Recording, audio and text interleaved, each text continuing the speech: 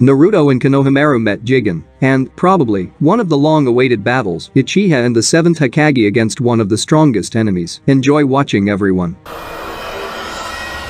This meeting, I and many others, was probably waiting for as soon as it became known. However, the scenes were again changed and differed from the original, that is the manga. First, Jigen was trying to use some creepy technique. Perhaps it was the tailed beast ball, but, most likely, everything is much simpler, and this is what we saw in the opposition, which is, in fact, much more interesting than it was in the manga, since we will be able to see more of Jigen's abilities and the disclosure of his true power. And secondly, probably the most ridiculous change in my opinion is the addition of Konohamaru. I've liked this character since the first season of Naruto. He aspired to become Hokage, to step out of the shadow of his grandfather. He called himself Naruto's rival. But from the very beginning of the anime, Boruto 203 episodes have already passed, and during this time, Konohamaru has never demonstrated his strength, which is worthy of being considered the strength of the future Hokage. I think this character is the most understated in Boruto, since even in Shippuden he was able to defeat one of Pain's bodies, which deserves great admiration because it was the owner of the Rinnegan, and Konohamaru was about 12 years old, and now he cannot do anything. Absolutely. He is the grandson of the 3rd Hokage. In fact, the first disciple of Naruto, who taught him the Rasengan and the Summon Toad technique. I have been waiting for his disclosure from the very beginning of Boruto. Unfortunately, this does not happen. And now, the authors have added his clash with Jigen, in order to what? Show us one more time that he is weak? No, in order to show that Naruto cannot fight at full strength since he needs to protect the villagers and his first student.